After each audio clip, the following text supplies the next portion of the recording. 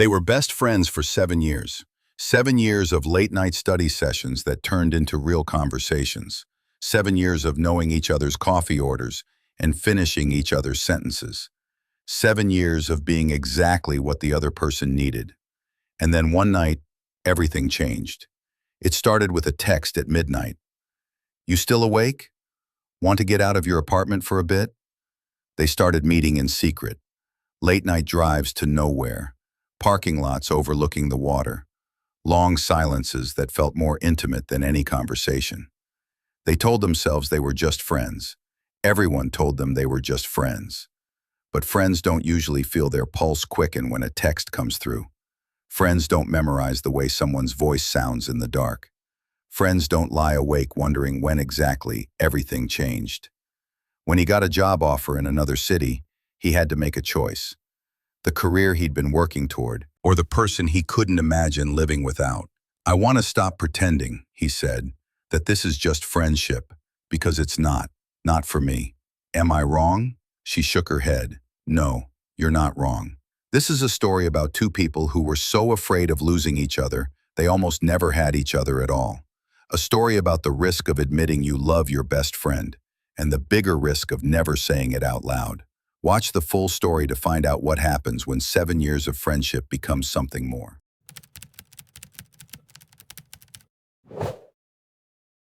The car sits in darkness. No music playing through the speakers, no headlights cutting through the night. Just the sound of waves against the shore, steady, rhythmic, endless, and two people breathing in the space between words. Lila's fingers trace the edge of the door handle, back and forth, a nervous habit she's had since she was a kid. She's been sitting here for 20 minutes now, maybe longer. Time feels strange when you're trying not to think about it. Neither of them has mentioned leaving. The harbor spreads out before them, black water reflecting scattered lights from the pier. Small boats bob gently in their slips. Somewhere in the distance, a buoy bell clangs, hollow and lonely. Theo's hands rest on the steering wheel even though the engine's been off for half an hour. His thumbs tap an irregular rhythm against the leather. He's looking at the harbor lights reflected in the water, small, flickering things that refuse to stay still. Lila watches him in her peripheral vision, the line of his jaw, the way the faint dashboard light catches on his profile. 7 years of friendship, and she could draw his face from memory. Every angle, every expression. But lately, looking at him feels different, dangerous. She clears her throat. The sound seems too loud in the quiet car. "When did we start doing this?" she asks. Theo doesn't answer right away. His thumbs stop their tapping. He takes a breath, holds it for a moment, then lets it out slowly through his nose. "Doing what?" he finally says. His voice is carefully neutral. Lila turns to face him properly. "Meeting like this, when no one else is around, late at night, in parking lots by the water." She watches him consider his answer. Watches the small movements, the way his jaw tightens just slightly, the way his fingers flex against the steering wheel. "I don't know," he says after a long moment. "Does it matter? I'm just asking." "Are you?" He still isn't looking at her. The question hangs between them, fragile and dangerous, like a thread pulled too tight. Lila feels her pulse in her throat. "Yes." Theo finally turns. In the dim light, his eyes are darker than usual, unreadable. "When no one else is around," he repeats quietly. "Is that what bothers you?" "I didn't say it bothers me." "Then what are you asking?" Lila opens her mouth, closes it. She doesn't know how to explain what she's feeling, doesn't know if she should even try. Outside, a wave breaks against the rocks. The sound fills the silence. She trails off, starts again. "I'm trying to figure out what this is." What is?" "This."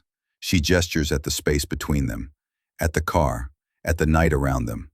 "Us, here, like this."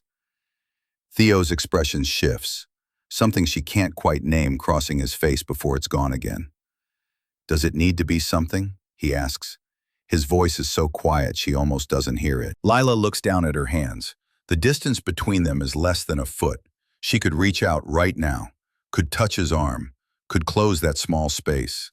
But it feels like a chasm she doesn't know how to cross. "I don't know," she whispers. Theo opens his mouth, closes it, opens it again. "I don't know either," he says finally. but I don't want to stop. The words settle between them like stones dropped in still water, sending ripples outward, changing everything and nothing all at once. Lila looks up at him, really looks at him, and something in his eyes makes her chest tighten. Okay, she breathes. Okay, okay. Outside, the waves keep moving. The lights keep flickering. The world keeps turning. Inside the car, nothing moves at all. The air feels thick, heavy, like the moment before lightning strikes. Lila can hear her own heartbeat in her ears, can feel the weight of all the things neither of them is saying. After what feels like forever, Theo looks away first, back out at the water. We should probably... He doesn't finish the sentence. Yeah, Lila says, probably, but neither of them moves. They sit there in the darkness for another 10 minutes, not talking, not touching, just existing in the same space. And when Theo finally starts the car and pulls out of the parking lot, Lila watches the harbor disappear in the side mirror. She wonders if they'll come back here tomorrow night. She wonders if she wants them to. She wonders when exactly everything changed and why neither of them can seem to name it out loud. What are they doing? And why can't either of them say it out loud? Lila met Theo on the third day of college orientation. She'd been sitting alone in the campus coffee shop, the one with the mismatched chairs and the perpetually broken espresso machine, sketching margin notes in a book she wasn't really reading, Introduction to Design Theory. The pages were still crisp, unbroken. She'd bought it used, but the previous owner had clearly never opened it. The coffee shop smelled like burnt beans and something vaguely cinnamon. Too many students crammed into too small a space, all of them trying to look like they belonged there, trying to look like they weren't terrified. Lila was definitely terrified. She'd picked a table by the window because it was the only one with an empty chair. That, and she could watch people passing by outside. Could pretend she was observing human behavior for some artistic project instead of just sitting alone because she didn't know anyone yet. Is this seat taken? She looked up. A guy stood there, holding a laptop under one arm and a coffee cup in the other. He had the kind of face that didn't demand attention. Soft brown eyes, an easy smile, sandy hair that looked like he'd forgotten to brush it that morning. The look of someone who'd learned to fit in without trying too hard. It's yours, Lila said, gesturing at the empty chair. Thanks. He sat down carefully, like he was trying not to disturb her, set his laptop on the table, and opened it without making eye contact. Lila went back to her book, or pretended to. She snuck glances at him over the top of the pages, watched him pull up what looked like a CAD program. Architecture, maybe, or engineering. His fingers moved quickly over the trackpad, confident. They sat like that for an hour. He didn't try to make conversation, didn't ask what she was reading or what her major was, just worked on his laptop with a quiet focus that Lila found oddly comforting. When she finally packed up her things to leave, he glanced up. See you around, he said simply. Yeah, Lila replied. See you. She didn't think much of it at the time, but 3 days later she was back at the same coffee shop, at the same table by the window, and when he walked in, he came straight over. This seat taken? He asked with a small smile. That was how it started. His name was Theo, Theo Carver, architecture major, from a small town 2 hours north that Lila had never heard of. He liked his coffee black with 1 sugar. He had a younger sister he called every Sunday. He was impossibly organized, color-coded notebooks, labeled folders, a planner he actually used. Lila learned all of this slowly, over weeks of shared silence in that coffee shop.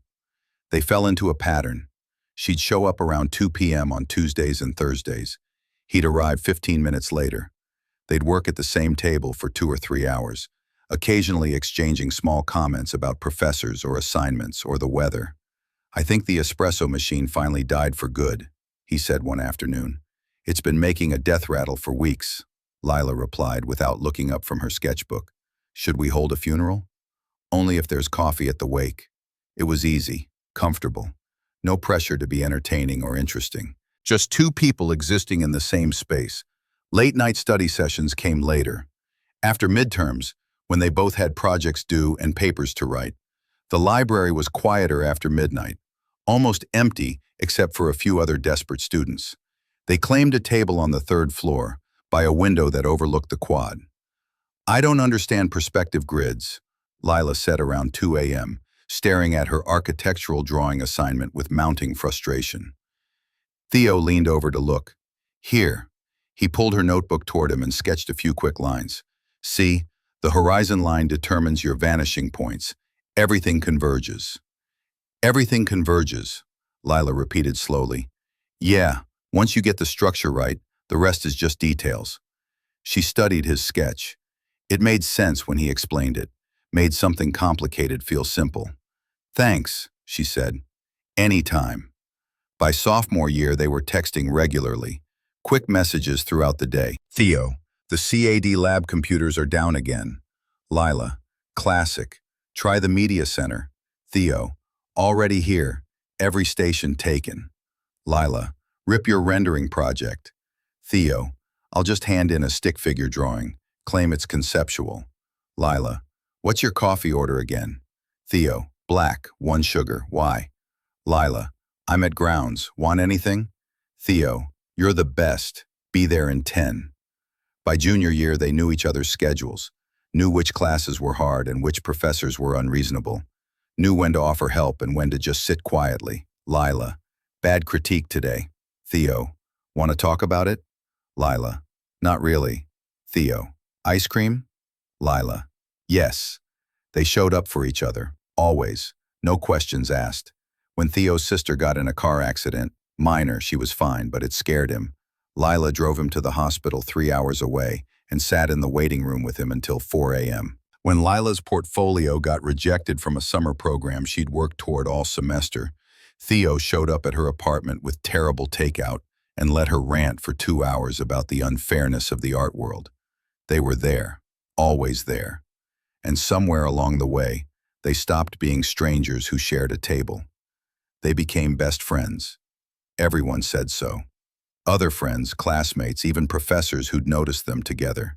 You two are inseparable, Maya said during senior year. She was in Lila's design cohort, sharp and observant, and not afraid to say what everyone else was thinking. Lila shrugged. We've known each other since freshman year. Still, it's nice, having someone like that. Yeah, Lila agreed. It is. And she meant it. Theo was her person, the one she called when something good happened, the one she texted when she couldn't sleep, the one who understood without her having to explain. It was easy, simple, uncomplicated, until it wasn't. Undersquare. It happened in the spring of their final semester. They'd both graduated, Lila with her BFA in graphic design, Theo with his architecture degree. They'd found jobs in the city, different companies, different neighborhoods, but still close enough to meet for lunch or coffee, still close enough to text every day. Theo, client meeting went well. Lila, nice. Celebrate with overpriced cocktails? Theo, always. They fell into a new rhythm. Adult life, real jobs, real apartments, real responsibilities. But they still made time for each other. Friday happy hours at the bar near Lila's office. Sunday morning coffee at the place that made good lattes. Random weeknight dinners when one of them didn't feel like cooking. It was good, stable. Lila had her life, Theo had his, and they fit together around the edges. Until one random Thursday in late April. Lila had been working late. A client presentation in the morning she wasn't prepared for. She'd been hunched over her laptop for hours, her neck aching, her eyes burning from screen glare. 11:47 p.m. Her phone buzzed. Theo, you still awake? She frowned at the screen. It wasn't unusual for Theo to text late. He was a night owl, always had been. But something about the timing felt off. Lila. Unfortunately, why? 3 dots appeared, disappeared, appeared again. Theo, want to get out of your apartment for a bit? Lila stared at the message. Lila. Now? It's almost midnight. Theo. I know. Just thought you might want to clear your head. Lila. I have a presentation tomorrow. Theo. Right. Sorry. Forget I asked. She looked at her laptop screen, at the half-finished slides that weren't coming together, at the clock in the corner ticking closer to midnight. She should say no, should be responsible, should finish her work and go to bed. Instead, she typed, Lila, give me 10 minutes. Theo picked her up 23 minutes later. His car, a 10-year-old Honda with a dent in the rear bumper and an air freshener shaped like a pine tree hanging from the mirror, idled at the curb outside her building. Lila grabbed her jacket and headed downstairs. When she slid into the passenger seat, Theo looked off. Not upset exactly, just restless.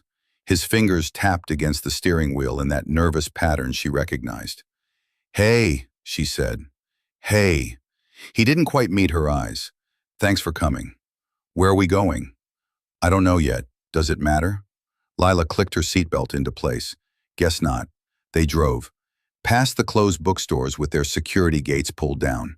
Past the 24-hour convenience store with its fluorescent lights too bright against the darkness. Past the park where homeless people slept on benches and late-night joggers traced the paths with headlamps. The city looked different at night, quieter, like it was holding its breath. Theo didn't say where they were going, and Lila didn't ask. She watched the familiar streets scroll past, feeling the hum of the engine beneath her feet. After 20 minutes, he pulled into a parking lot overlooking the water, the harbor.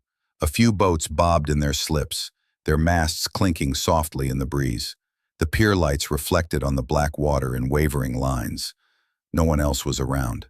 Theo turned off the engine. Silence settled over them like a blanket.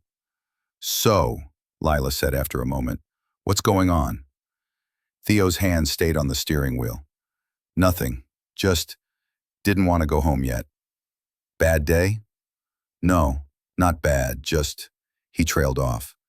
"You ever feel like everything's moving too fast? Like you're just trying to keep up with your own life?" Lila turned to look at him properly. In the dim glow from the dashboard, his face was half in shadow. She'd seen him tired before, stressed before, but this was different. This was something she couldn't quite name. "Yeah," she said softly, "all the time." He finally looked at her, really looked at her, and something in his expression made her chest tighten. "Thanks for coming out," he said. "I know it's late, and you have your presentation." "It's fine. I wasn't getting anywhere with it anyway." A small smile tugged at the corner of his mouth. "You'll nail it. You always do." Baseless confidence. 7 years of evidence. They sat there for another 40 minutes, sometimes talking about nothing, work stress, annoying clients, a funny video Lila had seen online, sometimes sitting in comfortable silence, watching the water. When Theo finally drove her home, Lila felt lighter, like something tight in her chest had loosened. "Thanks," she said as she opened the car door. "For what?" "I don't know. The drive, I guess." "Anytime." She climbed out, watched him drive away, went upstairs to her apartment, and stared at her laptop for another hour without really seeing it. Her presentation the next day went fine. She nailed it, just like Theo said she would. But she couldn't stop thinking about the drive, about the way Theo had looked at her in the darkness, about how easy it had been to just exist next to him. 3 nights later, her phone buzzed at 11:34 p.m. "Theo, drive?" Lila didn't hesitate. "Lila, yeah, pick me up in 15 minutes." It became a thing. Not every night, not even every week, but often enough that Lila started recognizing the pattern. The texts always came late, after 11 p.m., sometimes as late as 1 a.m. Always just one word. "Drive?" And she always said, yes. They'd meet at odd hours, drive to odd places. The grocery store parking lot at 2 a.m., where a stray cat liked to hunt between the shopping carts. The overlook point on the highway, where you could see the whole city spread out below. The old pier that was technically closed after dark, but no one ever enforced it. Sometimes they talked, about work, about life, about nothing that mattered. Sometimes they didn't talk at all, just drove with the windows down and the radio playing low. It was easy to pretend these drives were normal. Just friends spending time together. Just two people who'd known each other for 7 years, enjoying each other's company. Except Lila started keeping her phone on her nightstand instead of in the other room. Started checking it after 11 p.m., waiting. Except Theo always seemed to text on the nights when Lila couldn't sleep, when her mind was too loud and her apartment felt too small. Except the silence in the car felt different than the silence in the coffee shop had felt all those years ago. Heavier, more charged. Except they never mentioned these drives to anyone else. Maya asked once, casually over lunch, "What'd you do last night?" Lila had been up until 3 a.m. She and Theo had driven to the harbor and sat on the hood of his car watching the stars. "Just worked late," Lila said. "On what?" "Client stuff." Maya gave her a look but let it drop. Lila told herself it wasn't lying.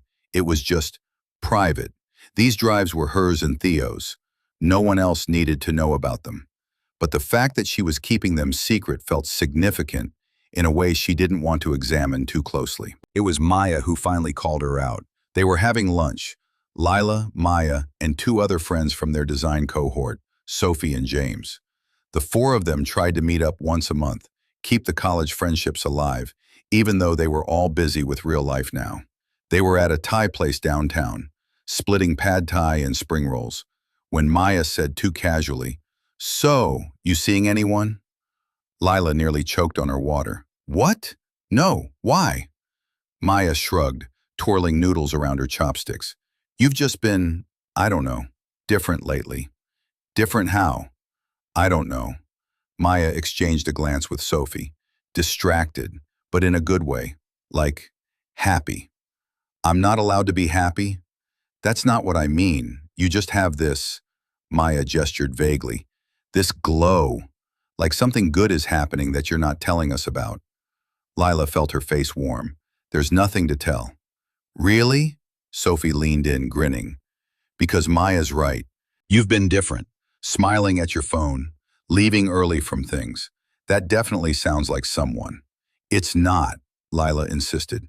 James, who'd been quiet until now, spoke up. "Is it Theo?" The table went quiet. Lila's stomach dropped. "What? No.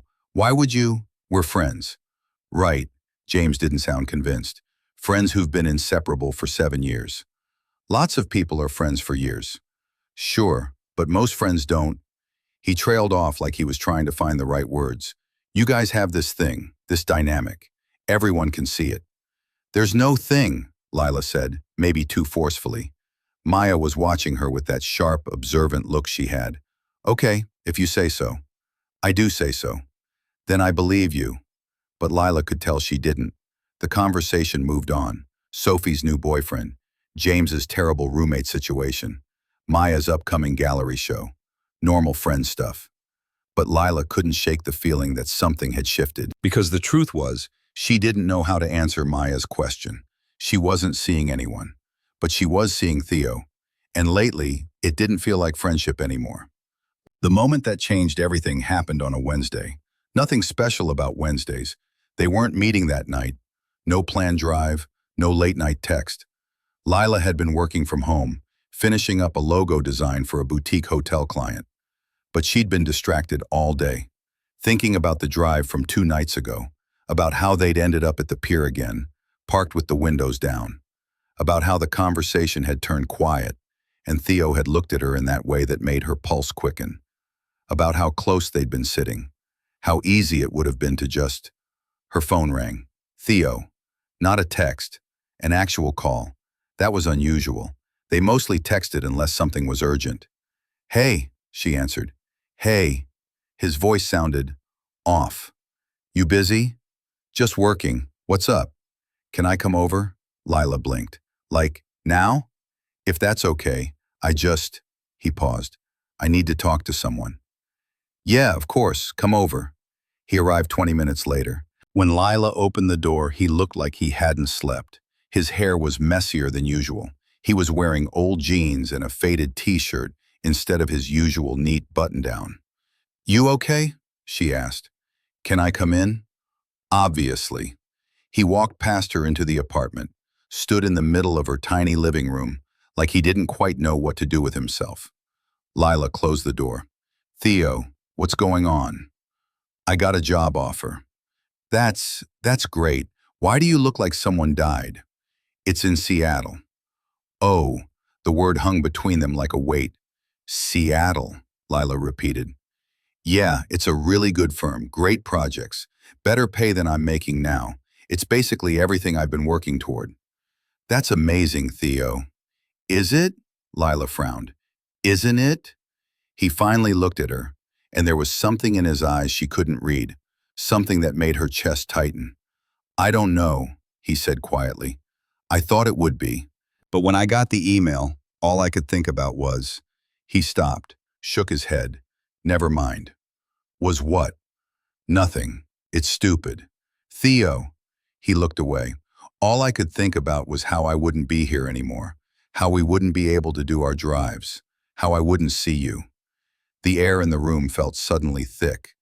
Seattle's not that far, Lila heard herself say. You could visit. Yeah, sure. But they both knew it wouldn't be the same. Lila's mind was racing, trying to process, trying to figure out what she was feeling. Relief that he cared about leaving her. Fear that he might go anyway. Something else she couldn't name. When would you leave? She asked. I have 2 weeks to decide. If I say yes, I'd start in a month. 1 month. What are you going to do? I don't know. He ran a hand through his hair. That's why I came over. I needed to, I don't know, talk it through. Okay, so talk. They sat on her couch. Theo listed out the pros and cons. The career opportunities versus leaving everything he knew. The exciting challenge versus the fear of starting over. Lila listened, offered opinions when he asked, tried not to think about what it would mean if he left. But the whole time, she was acutely aware of how close they were sitting, how their knees were almost touching, how easy it would be to reach over and take his hand. She didn't. When Theo finally left around midnight, Lila stood at her window and watched his car disappear down the street. And she realized, with a clarity that felt like falling, she didn't want him to go. Not because he was her best friend, but because he was something more than that. Something she'd been too afraid to name. After that night, things changed. Subtle things, small things, things that probably no one else would notice, but Lila noticed. The drives became more frequent, 3, sometimes 4 times a week. The silences felt heavier, charged with something neither of them was saying. Theo started texting her earlier in the evening, not midnight texts anymore, 8 p.m., 9 p.m., like he couldn't wait as long to reach out. Theo, this client meeting was brutal. Lila, want to vent about it? Theo, drive? Lila, always. They talked more during the drives now. Real conversations, not just small talk about work or movies or nothing. Do you ever think about leaving the city? Theo asked one night. They were parked at the overlook. The city lights spread out below them like fallen stars. Sometimes, Lila admitted, but I don't know where I'd go. This is home now. Yeah, that's how I feel too. Even with the Seattle offer? He was quiet for a long moment. That's different. How? Because Seattle would be starting over, new place, new people, everything unfamiliar. That could be good, adventures and all that. Maybe. He didn't sound convinced. Lila turned to look at him. You still haven't decided? No. How long do you have? 5 more days. 5 days. The number felt impossibly small. What's holding you back? Lila asked. The question felt dangerous, like she was asking something she wasn't ready to hear the answer to. Theo looked at her. In the dim light, she couldn't quite read his expression. I don't know, he said quietly. Maybe I'm just scared of change. You? Mr. Organized Planner who's never afraid of anything? A small smile tugged at his mouth. I'm afraid of plenty of things. Like what? He held her gaze for a long moment, then looked away. Lots of things, he said. It felt like he was saying something else, something he couldn't quite put words to. Lila wanted to push, wanted to ask what he really meant, but she was afraid of the answer, so she let it drop. They sat there for another hour, talking about safer things, easier things, but the question hung between them, unanswered. Lila couldn't sleep. She lay in bed staring at the ceiling, watching car headlights sweep across the plaster as vehicles passed on the street below. Her mind kept circling back to the same thought. 3 more days. 3 more days until Theo had to give the Seattle firm an answer. 3 more days before everything might change. Her phone sat on the nightstand, screen dark. She picked it up, put it down, picked it up again. It was 1:47 a.m.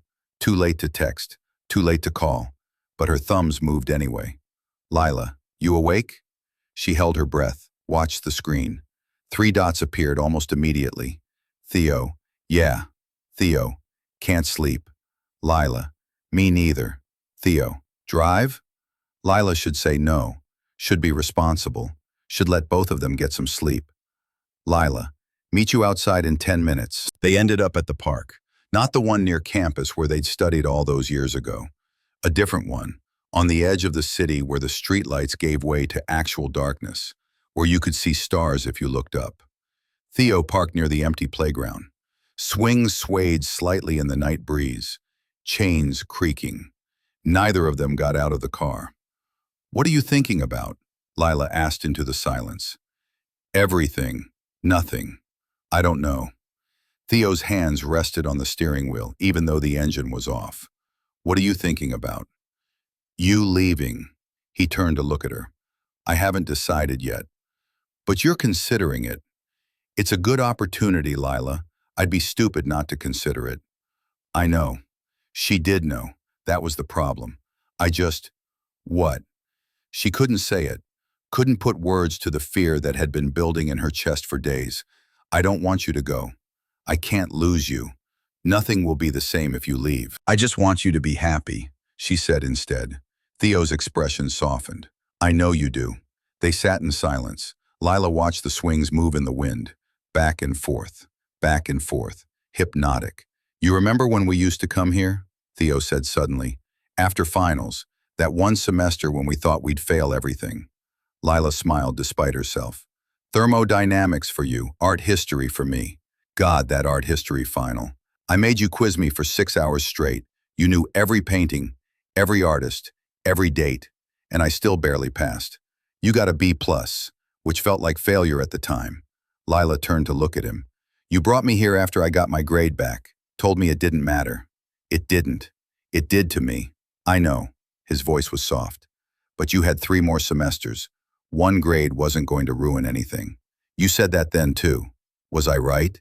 "Unfortunately, yes." A small smile tugged at Theo's mouth. "I usually am. Cocky. Confident." Lila rolled her eyes, but she was smiling too. The moment stretched between them, comfortable and familiar, and somehow different all at once.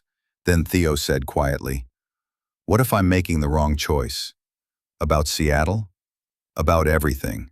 Lila's chest tightened. "What do you mean?" But Theo just shook his head. "Never mind. It's late. I should get you home." "Theo." "I'm just tired. Overthinking everything." He started the car. "Let's go." Lila wanted to push, wanted to ask what he'd really meant, but she was afraid of the answer, so she let it go. When Theo dropped her off, she sat in her apartment for a long time afterward, staring at nothing, wondering what he wasn't saying, wondering if she was brave enough to ask. Maya cornered her at lunch the next day. They were meeting at their usual spot, a Thai place downtown that made good pad see ew. Maya was already there when Lila arrived, sitting at their corner booth with her phone face down on the table. That was Maya's serious conversation signal. No distractions. "Okay," Maya said as soon as Lila sat down. "What's going on?" "Hello to you too." "Lila, I'm serious. You've been weird for weeks." "I'm not weird." "You're absolutely weird. You're distracted. You're secretive. You keep checking your phone. And don't think I didn't notice you lying about what you did last Tuesday." Lila felt her face warm. "I wasn't lying. You said you were working late, but Sophie saw you getting into Theo's car at like 11 p.m. Damn it, Sophie." "So?" Lila said defensively. "I can hang out with Theo. I didn't say you couldn't." Maya leaned forward. "I'm just asking why you're being weird about it." "I'm not being weird." "You're absolutely being weird. Which makes me think," Maya paused, "something's going on with you two, isn't it?" It wasn't a question. Lila opened her mouth, closed it, opened it again. "Nothing's going on," she said. "Lila, we're friends, that's all. Friends who meet up secretly at midnight. We're not. It's not secret. We just drive around sometimes, talk. It's no big deal." Maya studied her for a long moment. Then she said, gently, "Do you want it to be a big deal?" The question hit Lila like a punch to the gut. Did she?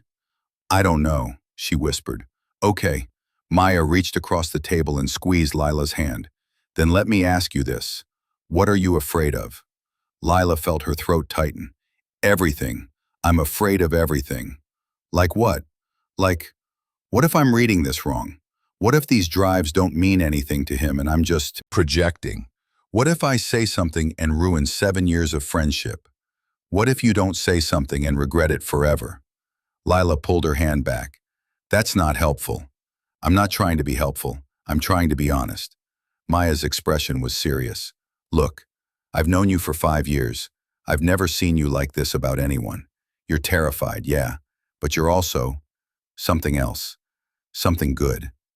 What if he doesn't feel the same way? What if he does? Lila didn't have an answer for that. They sat in silence while the waitress brought their food. Pad see ew for both of them, spring rolls to share. Finally, Maya said, "When's the last time you actually talked to him? Not texted, actually talked." "Last night, we went for a drive." And? And nothing. We just sat there. Didn't really say much. Lila. What? You realize that's not normal friend behavior, right? Normal friends don't drive around at midnight not talking to each other. We do talk sometimes. About what? Lila thought about it. Everything. Nothing. I don't know. Whatever comes up. Do you talk about feelings? God, no. Maybe you should. Maybe you should mind your business. But there was no heat in it. Maya just smiled. I care about you, Maya said. And I care about Theo. I've seen you two together. Whatever this is, it's not nothing. And I think you both know that. Lila picked at her noodles. He might be moving to Seattle. Maya's eyebrows shot up. What? He got a job offer. He has to decide by tomorrow. And you're just now telling me this? I didn't know how. Does he want to go? I don't know. He says he doesn't know. Maya was quiet for a moment, then, what do you want him to do? And there it was, the question Lila had been avoiding. I want him to be happy, she said automatically. That's not what I asked. What do you want? Lila set down her fork, looked Maya in the eye. I want him to stay, she admitted, but I can't ask him to do that. Why not? Because what if he stays and we try this and it doesn't work? He'll have given up an amazing opportunity for nothing. Or what if he stays and it does work? Maya, I'm serious. You can't make decisions based on worst-case scenarios. That's not living. That's just being afraid. Lila felt something crack open in her chest. I'm so tired of being afraid, she whispered. Maya reached across the table again, squeezed her hand. Then stop, she said simply. Talk to him. Actually talk to him. Tell him how you feel. The worst thing that can happen is he doesn't feel the same way. And yeah, that would suck, but at least you'd know. What if it ruins everything? What if it makes everything better? That night, Lila texted Theo first. Lila, drive? His response came immediately. Theo, yeah, I'll be there in 20. They went to their spot, the harbor parking lot where this whole thing had started. The water was calm tonight, barely any waves, just gentle movement, like breathing. They sat in the car with the windows down. Salt air drifted in. Somewhere in the distance, a boat horn sounded. One more day, Theo said into the silence. Lila's stomach dropped. Yeah, I still don't know what to do. What's your gut saying? He was quiet for a long time. Then, my gut is terrified. Of what? Of making the wrong choice, of regretting whatever I decide. Lila turned to face him. Theo, what would make you regret staying? He looked at her, and there was something in his eyes, something raw and vulnerable that made her breath catch. If I stayed for the wrong reasons, he said quietly. What would be the wrong reasons? If I was just afraid. If I was staying because I'm scared of change instead of because it's actually what I want. And what do you want? The question hung between them, heavy with meaning. Theo opened his mouth, closed it, looked away. I don't know anymore, he said. I thought I knew. I thought I wanted this career move, this next step. But now what? He shook his head. Nothing. Never mind. Theo. Lila reached out without thinking and touched his arm. Talk to me, please. He looked down at her hand on his arm, then up at her face. Why do we do this? He asked suddenly. Lila frowned. Do what? This. Meet up late at night, drive around, sit in parking lots talking about nothing. Her heart was beating too fast. I don't know. Because we're friends? Are we? The question felt like falling. What do you mean? Lila asked, even though she knew, even though she'd been thinking the same thing. I mean, Theo turned to face her fully. When did this become more than just hanging out? When did it become something we do in secret? When did it start to feel like he didn't finish? Lila's hand was still on his arm. She should pull it back, should put distance between them. She didn't move. Like what? She whispered. Theo looked at her for a long moment. His eyes traced her face like he was memorizing it. Like something I can't do without, he said finally. The air left Lila's lungs. Theo, you asked me what I want, he interrupted. What I really want. And the truth is, he took a breath. The truth is, I don't know if I can leave. Not because of the job, because of you. Time seemed to stop. Lila stared at him, her heart pounding so hard she could feel it in her throat. What are you saying? She managed. I'm saying, Theo's voice dropped. I'm saying I don't know when this stopped being friendship, but it did. And I'm terrified that if I leave, I'll lose whatever this is before I even figure out what it could be. Lila couldn't breathe, couldn't think. You, she had to force the words out. You feel that too? Feel what? That this is different, more than friendship. Theo's expression cracked. Yes, God, yes. I felt it for months, maybe longer. I just didn't know how to say it. Why didn't you tell me? Because what if I was wrong? What if you didn't feel the same way? I'd rather have you as my best friend than risk losing you completely. Lila let out a shaky laugh. That's exactly what I was thinking. Theo's eyes widened. Wait, you mean you? Yes, I feel it too. Whatever this is, I feel it. They stared at each other. The space between them felt electric, charged with something Lila couldn't name. Theo's hand came up slowly, so slowly, giving her time to pull away. She didn't. His fingers brushed her cheek, gentle, tentative. Lila, he breathed. She leaned into his touch. Yeah? I don't want to leave. Then don't. But the job. I don't care about the job. The words rushed out before she could stop them. I know I should. I know it's an amazing opportunity, but I don't care. I don't want you to go. Theo's thumb traced her cheekbone. You don't mean that. I do mean it. I've never meant anything more. They were so close now, closer than they'd ever been. Close enough that Lila could feel the warmth of his breath, could see the flecks of gold in his brown eyes. Close enough to kiss. Her phone buzzed. The sound shattered the moment like glass. They both jumped, pulled apart. Lila fumbled for her phone with shaking hands. It was Maya. Maya, did you talk to him? Lila stared at the screen. Her heart was still racing. Her hands were still shaking. She looked up at Theo. He'd leaned back against his door, putting distance between them. His expression was unreadable. Sorry, Lila said. I should. It's fine. His voice was carefully neutral. It's late anyway. I should get you home. Theo, we can talk more tomorrow, after I decide. He started the car. The drive back to Lila's apartment was silent. Not the comfortable silence they usually shared. Something heavier, more painful.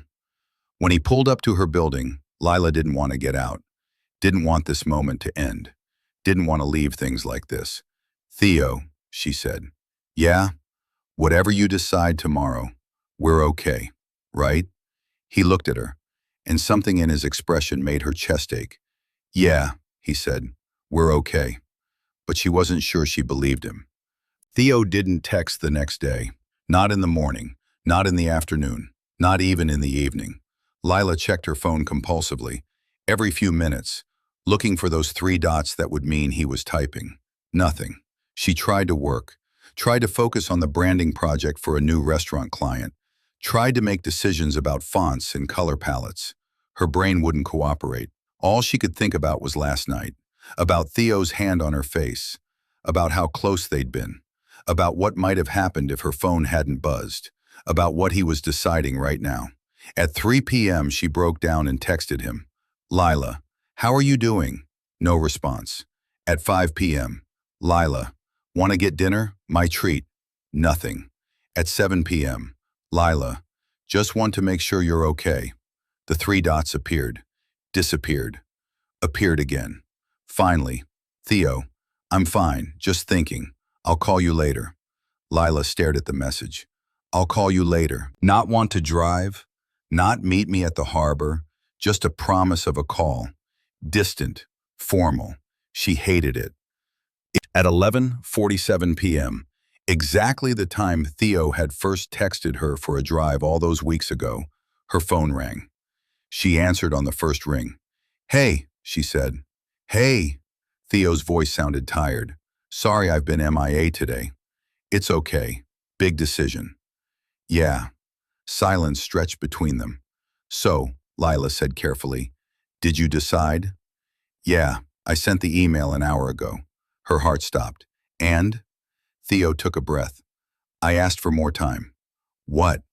I told them I needed another 2 weeks, that I had some personal things to figure out first. Can they do that? They said yes. The position doesn't start for 6 weeks anyway, so they have time. Lila didn't know what to say. Relief flooded through her. He wasn't leaving immediately, but confusion followed right behind it. Why did you ask for more time? She asked. Because I realized something today. What? I can't make this decision yet.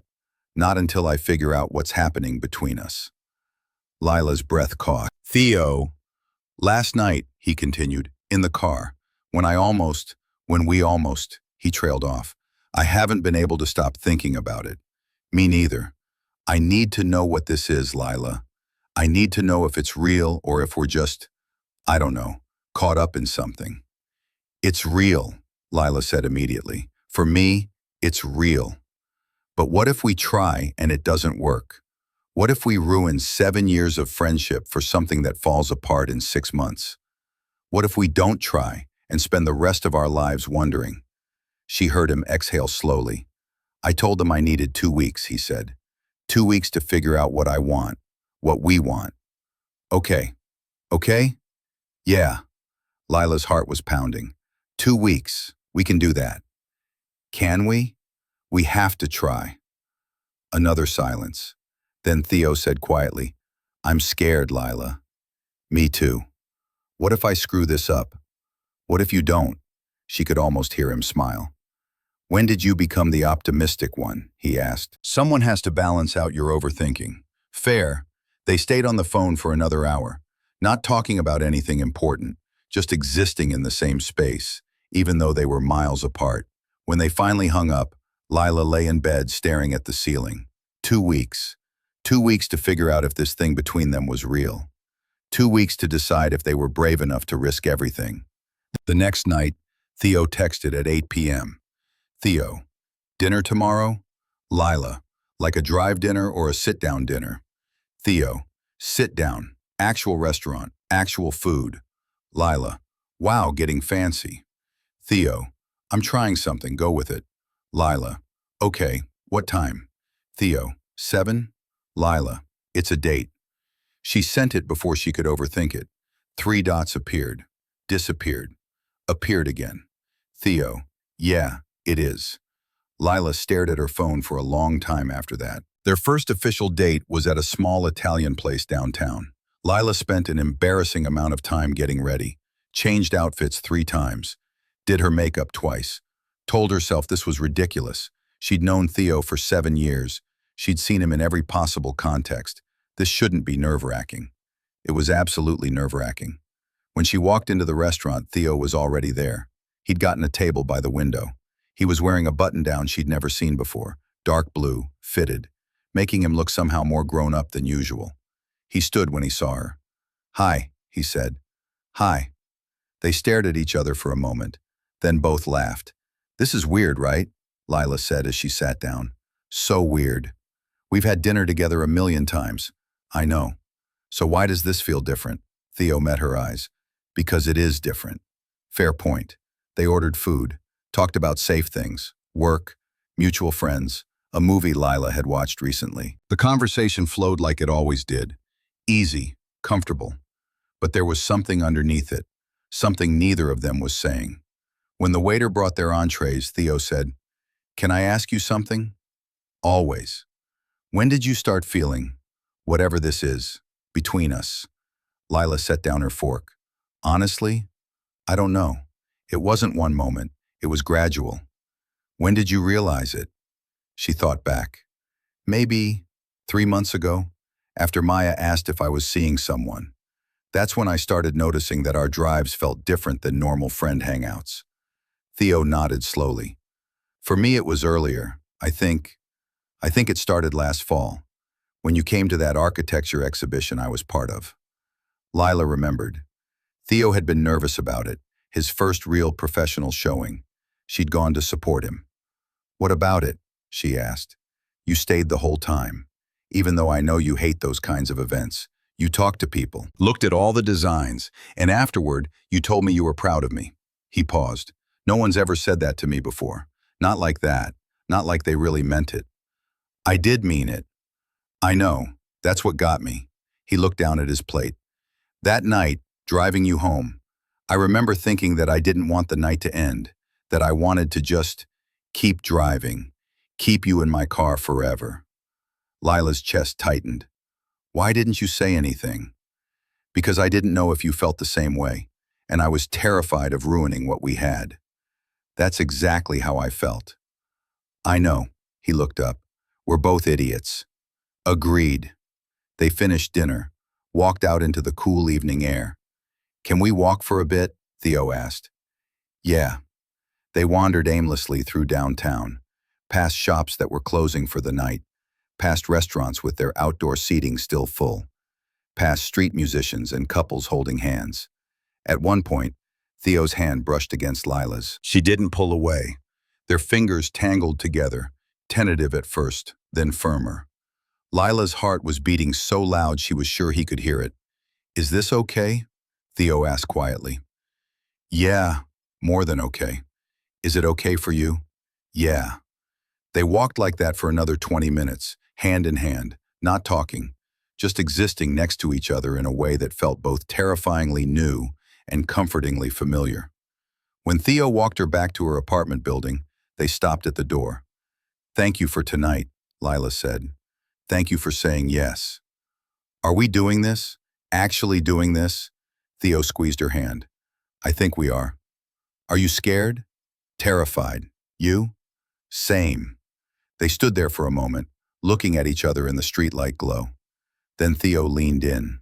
Not fast, not sudden. Slow enough that Lila had time to pull back if she wanted to. She didn't want to. His lips brushed against hers. Soft, careful, question-like. Lila's free hand came up to his chest. She could feel his heartbeat under her palm, racing just as fast as hers. The kiss deepened. Still gentle, still careful, but more certain now. When they finally pulled apart, they were both breathless. "Wow," Lila whispered. "Yeah," Theo agreed. "Wow. So that just happened." "It did." "Was it weird?" "A little." "Good weird or bad weird?" Theo smiled. "Definitely good weird." They stood there grinning at each other like idiots. Finally, Lila said, "I should probably go inside." "Yeah, probably." But neither of them moved. "Theo?" "Yeah, I'm really glad we're doing this." "Me too." One more quick kiss. Then Lila forced herself to step back. "Good night," she said. "Good night." She went inside, rode the elevator up to her floor in a daze.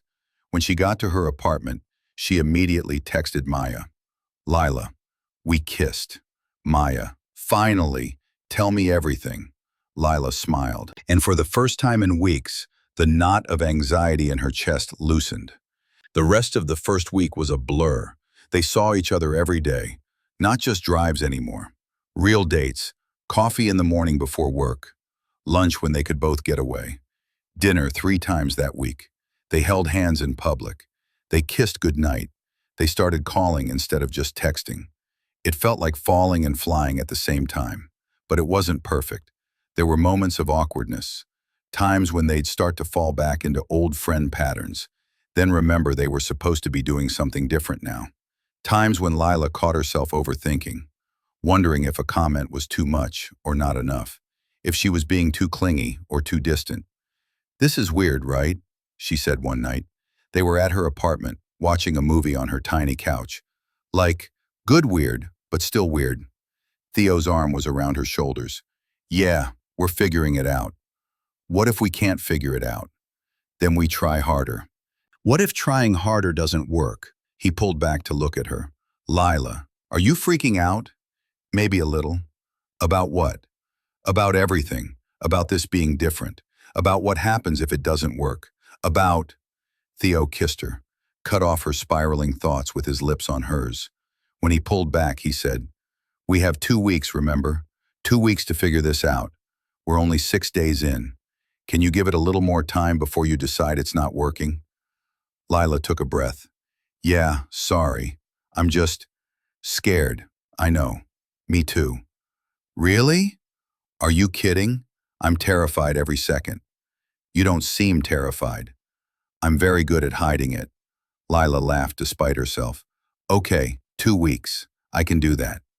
We can do that." They went back to watching the movie, but Lila couldn't focus. Her mind kept spinning. 7 years of friendship. 1 week of whatever this was. Was it enough? Could it ever be enough? She didn't know, but she was willing to try. By the start of the second week, the newness had worn off. Not in a bad way, just differently. They'd settled into a rhythm. Morning coffee dates before work, texts throughout the day that were flirtier than they used to be, evening walks or dinners or just hanging out at one of their apartments. But the deadline was approaching. 5 more days until Theo had to give Seattle a final answer, and they still hadn't talked about what would happen after.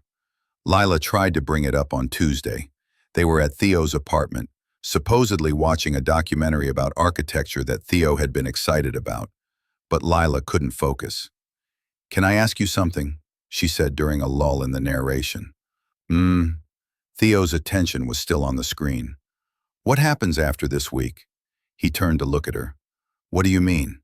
"I mean, you have to give them an answer about Seattle, and we haven't really talked about what we want." Theo reached for the remote and paused the documentary. "What do you want to talk about?" "I don't know. Everything. What this is. Where we're going.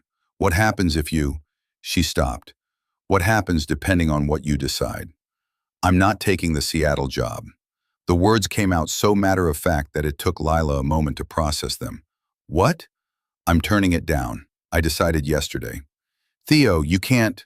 "I can. I already know what I want." Lila's chest tightened. "You can't make this decision because of me." "Why not?" "Because what if this doesn't work? What if we're great for 2 months and then realize we're better as friends? You'll have given up an amazing opportunity for nothing." Theo took her hand. "Lila, look at me." She did. "I'm not turning down the job just because of you," he said carefully. "I'm turning it down because I realized something this week. I don't want to leave this city. I don't want to start over somewhere new. I like my life here. My friends, my job. And yeah, you're a huge part of that. But it's not just you. And even if it was," he continued, "even if I was turning it down completely because of you, would that be so bad? Choosing to stay because I want to see where this goes? What if it doesn't go anywhere? What if it does?" Lila pulled her hand back, stood up, started pacing. "You're not hearing me," she said. "I can't be the reason you give up on your career." "I'm not giving up on my career. I'm just choosing a different path. One that keeps you here." "Yes, because of me." "Partially, yes." Lila felt panic rising in her chest. "I can't have that responsibility. What if I screw this up? What if I'm not worth it?" Theo stood and crossed to her, took both her hands. "Hey," he said gently, "you're spiraling. I'm being realistic. You're catastrophizing. Same thing. Not even close." He squeezed her hands. "Lila, I want to stay. Not because I feel obligated. Not because I'm scared. Because I want to. Because what we have here, what we're building, is worth more to me than a job in another city." But what if— stop with the what ifs. We can't predict the future. All we can do is choose what we want right now. And right now, I want to be here. With you. Lila felt tears prick at her eyes. This is crazy. Maybe, but it's good crazy. Is it? Yeah. He pulled her closer. It is. She let him hold her, let herself feel the solidness of him, the certainty. But the panic didn't quite fade. That night, Lila couldn't sleep. She lay in bed thinking about Theo turning down Seattle, about him choosing to stay, about the secret she'd been keeping. 3 months ago, she'd been offered a position at a design studio in Portland. Better clients, better pay, a chance to finally stop freelancing and have real stability. She'd turned it down without telling anyone. Not Maya, not her parents, definitely not Theo. She'd turned it down because leaving would have meant leaving him. Even when they were just friends, even when she couldn't name what she was feeling, she'd chosen him over her career, and now he was doing the same thing. The guilt was crushing. She grabbed her phone and called Maya. "It's 2 a.m., Maya answered groggily. "Someone better be dead." "I need to tell you something." Maya's voice sharpened. "What's wrong?" "I turned down a job 3 months ago in Portland." Silence. Then, "What?" "A really good job. At a studio I've wanted to work at forever." And I said no. "Why didn't you tell me?" "Because I didn't want anyone to talk me out of it. Or into it. I knew I couldn't leave. Because of Theo." "Yeah. Does he know?" "No." "Lila, I know. You have to tell him." "I can't." "Why not?" "Because he's turning down Seattle because of me. And if I tell him I did the same thing, he'll feel, I don't know, obligated, or guilty, or like we're both making stupid decisions." Maya was quiet for a long moment. "Are they stupid decisions?" "I don't know. Maybe." "Do you regret it, turning down Portland?" Lila thought about it, really thought about it. "No," she admitted. "I don't regret it at all." "Then why do you think Theo would regret turning down Seattle?" "Because," Lila stopped. "I don't know. Maybe you need to trust that he knows what he wants, just like you knew what you wanted. What if we're both wrong? What if you're both right?" Lila closed her eyes. "Why is everything so complicated?" "Because you're both overthinkers who are terrified of being happy." Ouch! Truth hurts. Maya's voice softened. "Lila, tell him about Portland. Be honest. Let him make his own choices with all the information. That's all you can do. What if it changes things? What if it makes things better?" Lila told Theo about Portland 2 days later. They were at their spot, the harbor parking lot where so many of these conversations had happened.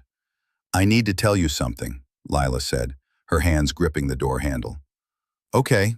Theo turned to face her fully. 3 months ago, I got a job offer in Portland." His eyebrows shot up. "What?" "A really good offer. Better than what I'm doing now. Better clients, better pay, actual stability. And you didn't take it." "No." "Why not?" Lila took a breath. "Because I didn't want to leave. I didn't want to leave this city, my friends, my life here." She paused. "You." Theo stared at her. "Me?" "Yeah. Even when we were just friends. Even before any of this started. I couldn't imagine being somewhere you weren't." "Lila, I know it sounds crazy. I know I should have taken it. It was my dream job, but I couldn't. Because leaving you felt worse than staying in freelance hell." "Why didn't you tell me?" "Because I didn't want you to feel responsible. I didn't want you to think you owed me anything. It was my choice. My decision." Theo was quiet for a long moment. Then he started laughing. Lila frowned. "Why are you laughing?" "Because we're both idiots." "I don't you see? We both did the same thing. We both chose each other over career opportunities, before we even admitted what we were feeling." Lila felt something shift in her chest. "I guess we did. So maybe," Theo reached for her hand, "maybe that means something. Maybe it means this isn't crazy. Maybe it means we both knew, on some level, what we wanted. Or maybe it means we're both making terrible decisions. Or maybe it means we're making the right ones." Lila looked down at their joined hands. "You don't think we're being stupid. I think we're being honest. Finally. What if honest isn't enough? Then we figure it out. Together." He squeezed her hand. "Lila, I'm turning down Seattle. You turn down Portland. We're both choosing this, choosing us. That has to count for something. It's terrifying. Yeah, but it's also pretty great. Lila let out a shaky laugh. When did you become the optimistic one? About 5 minutes after I met you. Everything fell apart on Thursday. Chris, Theo's best friend since high school, came to visit. They all went out for drinks. Chris, Theo, Lila, and Maya. A double friend date type situation. It should have been fun. It was a disaster. Chris had opinions. Lots of them. So let me get this straight, he said after his third beer. You're turning down Seattle? For real? Yeah, Theo said carefully. Because of her? Chris gestured at Lila. Chris, Theo's voice held a warning. No, seriously. Dude, this is your career. This is what you've been working toward for years. I know what it is. Do you?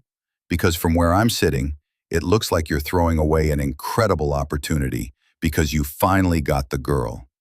Lila felt her face burn. Chris, I'm not trying to be a dick, Chris interrupted. I'm just saying, what happens if this doesn't work out? What happens in 6 months when the honeymoon phase is over and you realize you gave up your dream job for a relationship? That's not going to happen, Theo said flatly. How do you know? Because I know. That's not an answer. It's the only answer I have. The tension at the table was thick enough to cut. Maya tried to change the subject. So, Chris, how's your job going? But the damage was done. They finished their drinks quickly, said awkward goodbyes. When Theo walked Lila home, neither of them spoke. At her building, Lila finally said, He's right, you know. He's not. He is.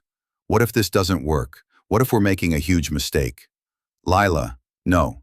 Seriously, your best friend thinks you're being an idiot. Maya thinks I'm being an idiot. Maybe they're right. They're not. How do you know? Because I know how I feel. I know what I want. But what if that changes? Theo's expression hardened. Why are you doing this?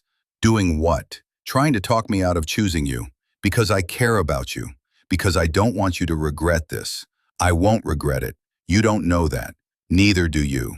They stood there, both breathing hard, the argument hanging between them. Finally, Theo said quietly, Do you want me to take the Seattle job? No, Lila whispered. Then why are you pushing me away? Because I'm scared. Of what? Of everything. Of this not working. Of you resenting me.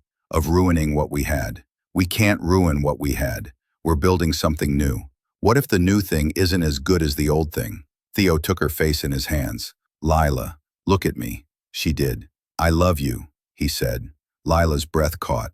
I've been in love with you for months, maybe years. I don't know when it started, but I know it's real. And I know that choosing to stay here, with you, is the easiest decision I've ever made. Tears were streaming down Lila's face. Theo! You don't have to say it back. Not yet. But I need you to know. I need you to understand that this isn't some impulsive decision. This is me choosing the life I want, and you're the biggest part of that. I love you too, Lila whispered. I'm just so scared of screwing this up. Then let's be scared together. He kissed her, soft and gentle, and filled with everything they'd been too afraid to say for so long. When they pulled apart, Lila was still crying. I'm sorry, she said, for freaking out, for doubting this. I'm sorry, too, for not telling you sooner how I felt. We're kind of a mess. Yeah, but we're a mess together. Lila laughed through her tears. Is that supposed to be romantic? Is it working? Unfortunately, yes. Friday came too fast. Theo had to email Seattle by 5 p.m. with his final decision. He'd already written the email declining, had it saved in his drafts, but he couldn't quite bring himself to send it. At 4:30 p.m. his phone rang. Lila. Hey, he answered. Are you going to do it? Her voice was quiet. Yeah, in a few minutes. Are you sure? Yes. Theo. Lila, I'm sure. I promise. He could hear her breathe out slowly. Okay, I just needed to hear you say it. I love you. I love you too. I'll come over after. We can celebrate. Celebrate what? Choosing each other. Lila was quiet for a moment. Then, yeah, come over. They hung up. Theo stared at his laptop screen, at the email that would change everything. He thought about all the what-ifs, all the possibilities, all the paths his life could take. Then he thought about Lila, about her laugh, about the way she looked at him when she thought he wasn't paying attention, about late-night drives in harbor parking lots and 7 years of friendship that had slowly become something more. He clicked send. The email went through. He sat back in his chair and let out a breath he didn't know he'd been holding. It was done. He'd chosen, and he'd never been more certain of anything in his life. Theo showed up at Lila's apartment at 6:15 p.m. with takeout from their favorite Thai place and a nervous smile. "It's done," he said when she opened the door. Lila pulled him inside. "You're sure?" "I'm sure." He set down the food and took her hands. "I sent the email. I'm staying." She searched his face, looking for any sign of doubt or regret. There was none. "How do you feel?" she asked. "Terrified, relieved, excited." He pulled her closer. "Like I just made the best decision of my life." Lila wrapped her arms around him, pressed her face against his chest, let herself feel the solidness of him, the realness of this moment. "I love you," she whispered. "I love you too." They stood like that for a long time, just holding each other, not talking, just breathing. Finally, Lila pulled back. "We should eat before the food gets cold." Practical as always, someone has to be. They ate, sitting on her floor, backs against the couch, containers of pad thai and green curry spread out between them. "So what happens now?" Lila asked between bites. "What do you mean?" "I mean, we tried this for 2 weeks, figured out we want to be together. But what does that actually look like, day to day?" Theo considered this. "I don't know, like what we've been doing, but more? Official? Very romantic. I'm serious. We already spend most of our time together. We already know each other better than anyone else. This just means we get to," he gestured vaguely, "have sex?" He nearly choked on his noodles. "I was going to say, be more open about our feelings, but sure, that too eventually." Lila laughed. "Sorry, couldn't resist." "You're terrible. You love me anyway." "Unfortunately, yes." They fell into their usual easy banter, the kind that had always come naturally. But now there was something extra underneath it, something warm and certain. After they finished eating, they migrated to the couch. Theo pulled Lila against his side. She tucked her feet up under her and rested her head on his shoulder. "Can I ask you something?" she said after a while. "Always. Do you think Chris was right, that we're rushing into this?" Theo was quiet for a moment. "I think Chris sees us making a decision he doesn't understand, but that doesn't make it wrong. What if we're caught up in the honeymoon phase? What if in 6 months we realize we were better as friends? Then we'll figure it out, together." He pressed a kiss to the top of her head. "But Lila, I don't think that's going to happen." "How can you be so sure?" "Because I've known you for 7 years. I've seen you at your best and your worst. I've seen you stressed and happy and angry and sad, and I still want to be around you all the time. That's not honeymoon phase. That's just us." Lila closed her eyes. "When did you get so wise?" "About 5 minutes after I met you," she smiled. "You used that line already." Still true. They stayed like that for another hour, talking about nothing, planning their first official date as a couple, making jokes about how they'd have to change their relationship status on social media. Normal things, easy things, things that felt right. When Theo finally left around midnight, Lila stood at her window and watched his car disappear down the street. And for the first time in months, the knot of anxiety in her chest was completely gone. The first real test came 3 weeks after Theo turned down Seattle. His firm had a major project fall through. The client pulled out, citing budget issues. And Theo's team, the one he'd been excited about working with, got restructured. He came home from work looking defeated. "Bad day?" Lila asked. They were at his apartment now. She'd started keeping some clothes there, a toothbrush, making it feel like a shared space. "Worst day in months." Theo collapsed on the couch. "Remember that commercial development project I was telling you about? The one you were really excited about?" "Yeah, client pulled out. And now my entire team is getting reassigned. I don't even know what I'll be working on next week." Lila sat down next to him, took his hand. I'm sorry. It's fine, it's just, he ran his free hand through his hair. It makes me wonder if I made the right choice. Turning down Seattle. Lila's stomach dropped. Oh, Theo looked at her, saw the expression on her face. Hey, no, that's not. He squeezed her hand. I'm not regretting choosing you. I'm just frustrated with my job situation. That's all. Are you sure? Yes, I promise. He pulled her closer. Bad days are going to happen, Lila. That doesn't mean I regret the decision. But what if the Seattle job would have been better? Maybe it would have been, or maybe it would have been worse. We'll never know, and that's okay. Is it? Yeah. He kissed her forehead. Because even on my worst workday, I get to come home to you, and that makes everything else worth it. Lila felt her throat tighten. That's really cheesy. Still true, she leaned against him. I'm going to hold you to that when you have more bad days. Deal. And you have to do the same when your freelance clients drive you crazy. That's every day. Then I better get used to it. They sat together in comfortable silence, and Lila realized something. This was it. This was what choosing each other looked like. Not just the good days, the bad ones too, the frustrating ones, the days when things didn't go according to plan. And somehow, that made it feel more real. You want me to what? Lila said, her voice slightly panicked. Meet my parents. Theo said it like it was the most normal thing in the world. They're coming to visit next weekend. Theo, that's a big deal. Is it? Yes! Meeting parents is huge. They already know you exist. I've been talking about you for 7 years.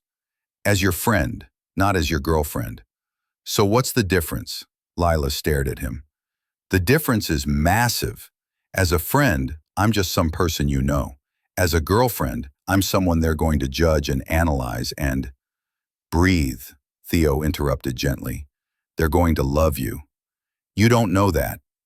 I do know that, because I love you, and they trust my judgment. What if I say something weird?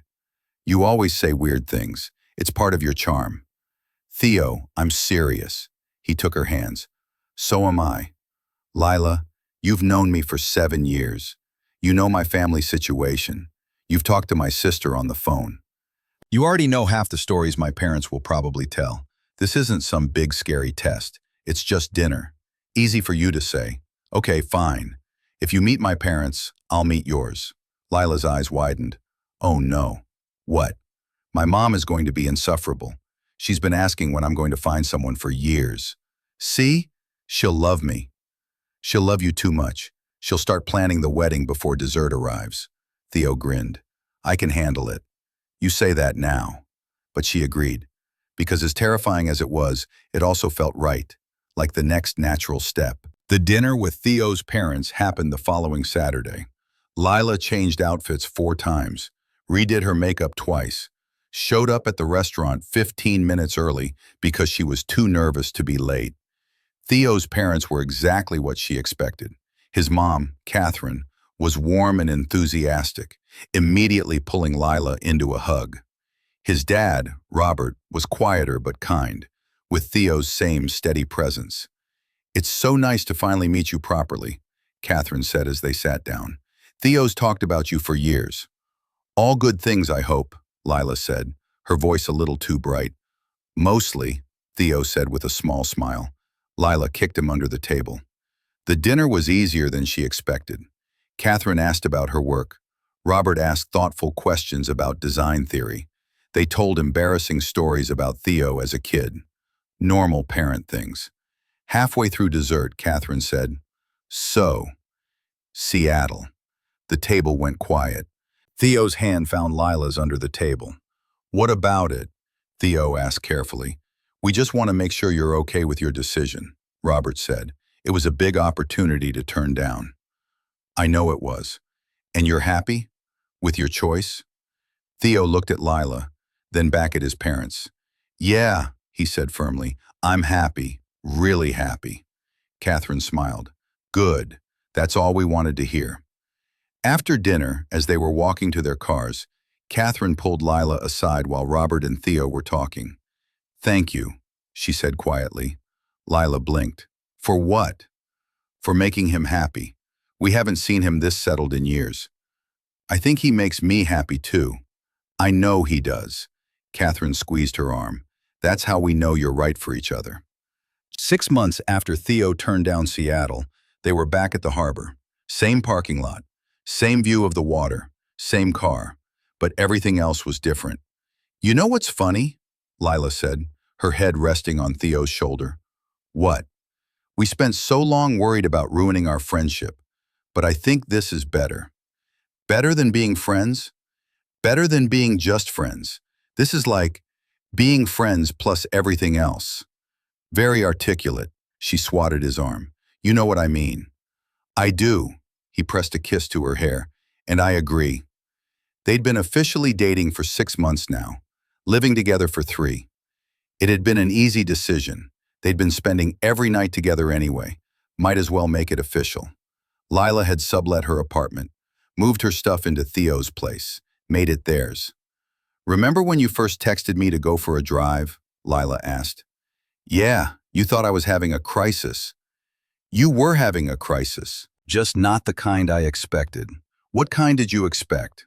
I don't know. Work stress, family stuff. Not, I think I'm falling for my best friend and don't know how to handle it.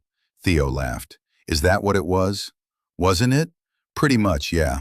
Lila turned to look at him. Are you glad we did this? Took the risk? Every single day. Even on the bad days? Especially on the bad days. She smiled, kissed him, soft and sweet and familiar. When they pulled apart, Theo said, Can I tell you something? Always. I'm going to marry you someday. Lila's heart skipped. Oh yeah? Yeah. Not now. We're not ready yet. But someday. I'm going to ask you to marry me, and I really hope you'll say yes. That's a pretty big assumption. Is it? Lila pretended to think about it. I guess I could be persuaded. Just persuaded?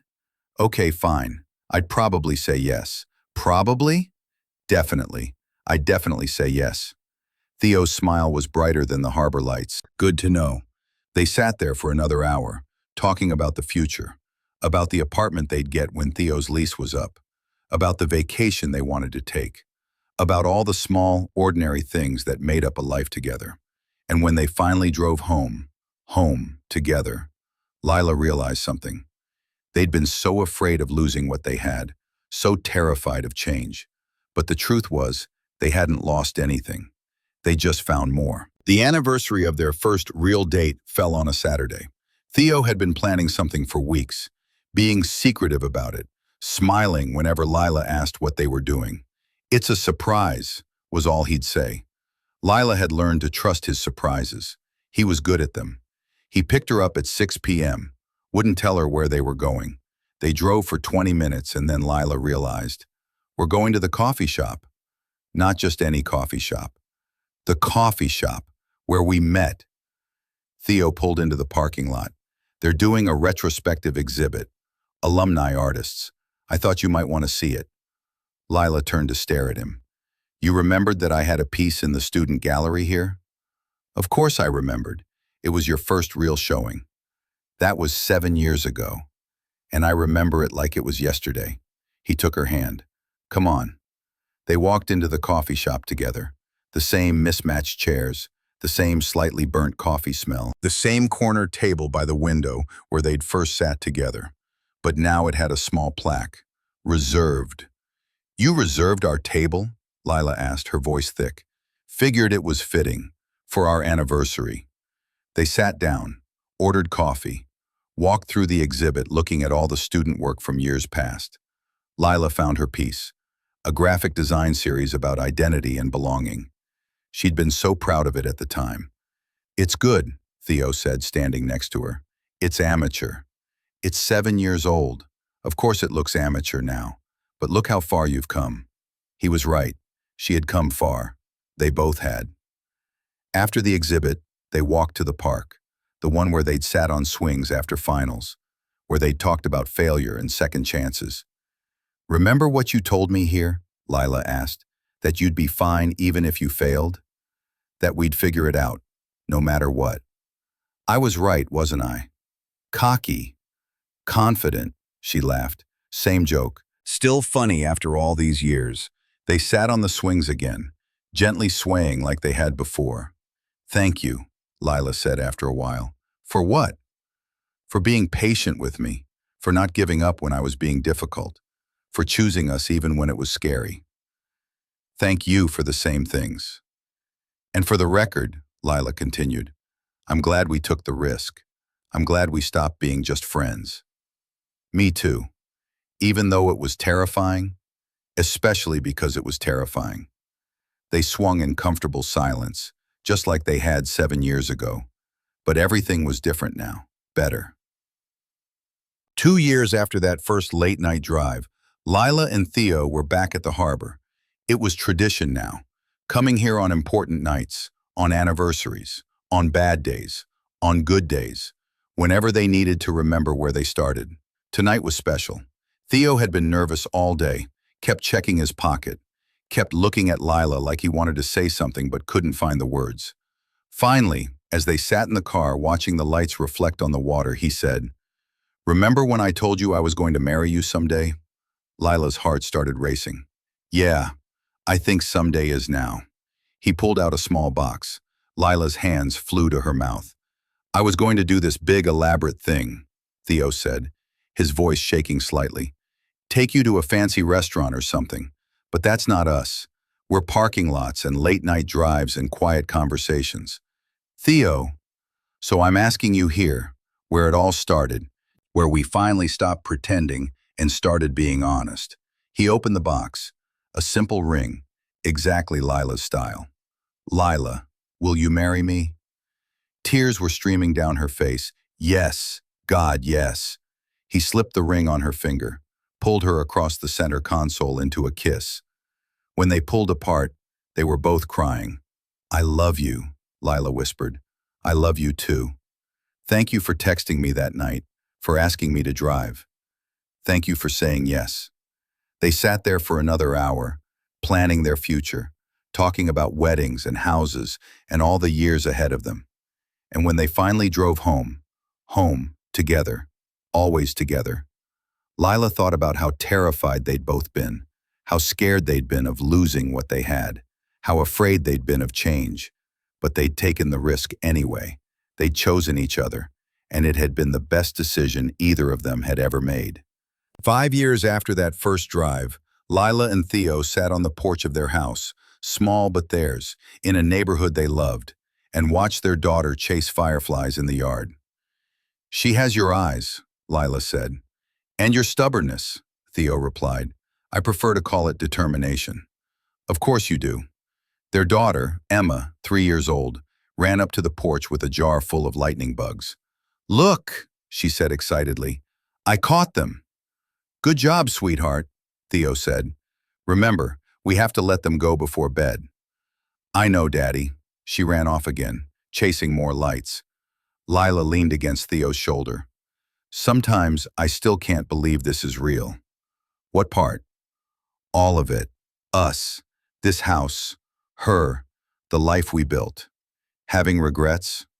"Not even one." She looked up at him. "You?" "Only that I didn't tell you sooner how I felt. We got here eventually." "Yeah, we did." Inside, the phone rang. Maya calling to confirm plans for tomorrow. They had dinner every week now. Maya and her wife, Lila and Theo, and Emma, who called Maya Auntie M. Normal life. Good life. The life they'd been too afraid to hope for. After Emma released her fireflies and went to bed, Lila and Theo sat on the porch swing, watching the stars. "Do you ever think about Seattle?" Lila asked. "Sometimes. Why?" "Just wondering if you ever regret it." Theo was quiet for a moment. Then he took her hand.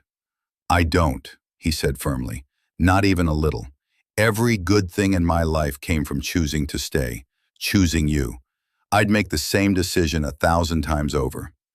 Even the hard days, especially the hard days, because even on our worst day together, it's better than any day without you would have been." Lila felt tears prick at her eyes. "You're getting sentimental in your old age." "I'm 34. Practically ancient." "Says the woman who's also 34, she laughed, kissed him, long and slow and familiar. "I love you," she whispered against his lips. I love you too.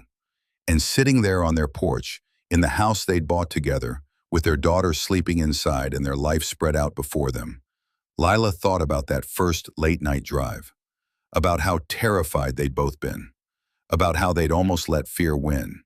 But they hadn't. They'd taken the risk, and they'd built something beautiful.